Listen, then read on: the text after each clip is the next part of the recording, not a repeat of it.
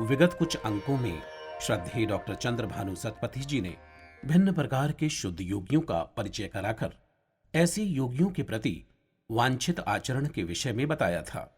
अब आगे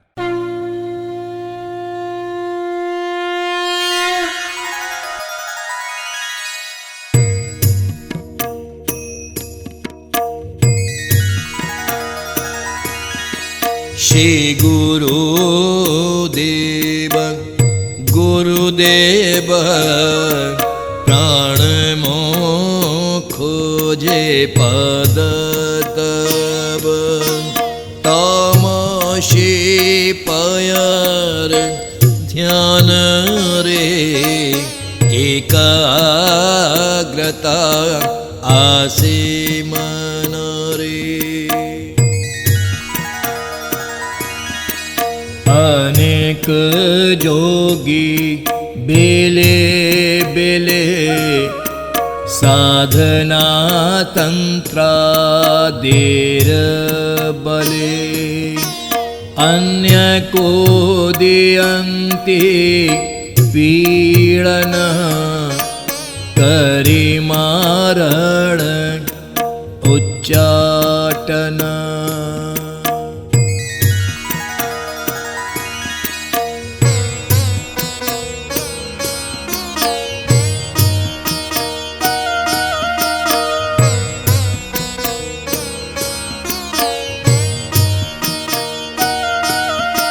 जोगी जन के प्रकृतरे शिष्य सदा जानी न पारे भ्रष्ट जोगिंकर लक्षण कुटिल नीच ओ गहना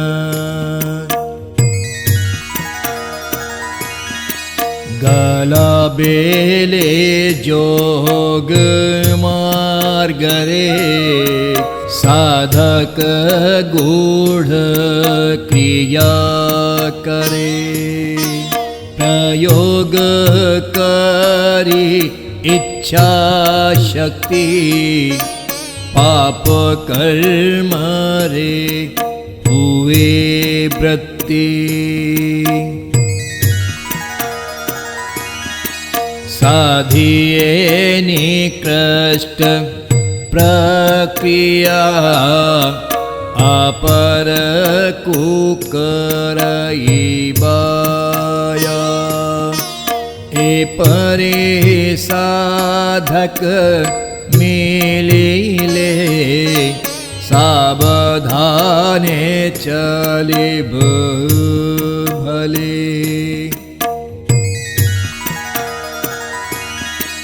भ्रष्ट जोगी बेले आबेले शक्ति प्रयोगंति जे छले देवा को अन्य को पीड़न करंति गुप्त क्रिया जान ए जोगी इतर स्तर वशीभूत अभिमानर करी मंत्र तंत्र यो जंत्र लोड़ू शांति प्रतिष्ठा मात्र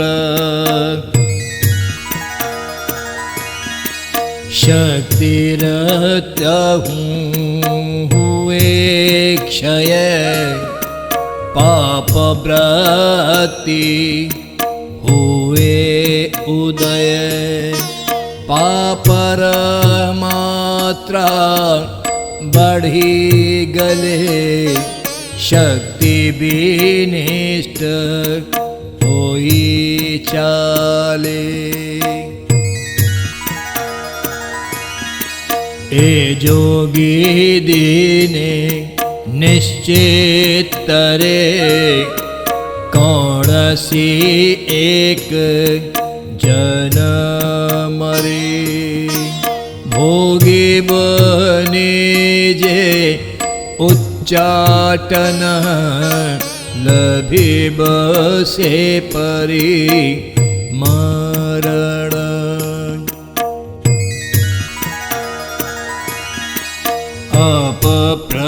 अपप्रयोगरु कुफल कमे ताहार जोग बल।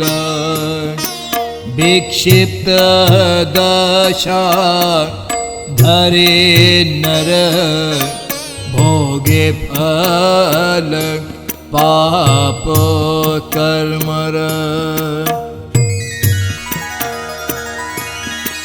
किछि काल पागल भली देह रे धूली मली बोली। भूली जाई काल ओ स्थान घूरी बुरई लक्ष्यहीन।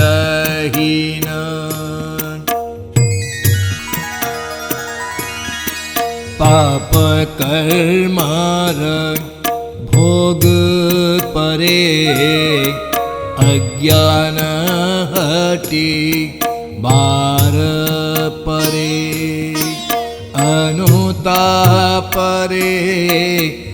जली जाई गुरुंक पाद धरे जाई।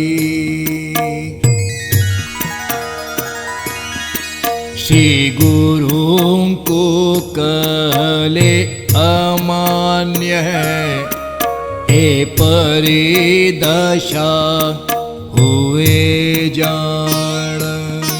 जेबे गुरुं कृपा हुए पूर्व स्थिति को फेरी पाए। पाप फलर समाप्ति रे उचित काल ओ स्थान रे। श्री गुरु कले कृपादाना पुण्य धरे स्थिति सामान्य। हे गुरुदेव गुरुबर पुण्यतांक उद्धार कर। जन्म जन्मांतर तुम्हें लागी छ भक्त उद्धारणे।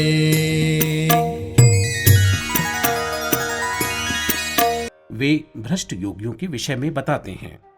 जहां एक ओर शुद्ध योगी निर्मल, सात्विक एवं पवित्र स्वभाव के होते हैं, वह श्री गुरु के संरक्षण में साधना करके आध्यात्मिक प्रगति करते हुए प्रभु के प्रेम में निमग्न रहते हैं। वह जन कल्याण के व्यापक कर्म करते हैं। उसके विपरीत भ्रष्ट योगी कुटिल, नीच व गहन प्रकृति के होते हैं। ऐसे भ्रष्ट योगी अभिमानी होते हैं। वह धन, शक्ति व प्रतिष्ठा की लालसा रखते हैं। योग मार्ग पर चलते हुए मंत्र, तंत्र व जंत्र करके ये भ्रष्ट योगी कुछ सिद्धियां व शक्ति प्राप्त कर लेते हैं। इस प्रकार निकृष्ट साधना करके तत्वादि के बल पर मारण व उच्चाटन क्रिया, जो कि घोर तांत्रिक क्रिया होती है, उसके प्रयोग से दूसरों को पीड़ा देते हैं। कभी कभी छल करके व गुप्त क्रिया करके दूसरों को हानि पहुंचाते हैं और पीड़ा देते हैं।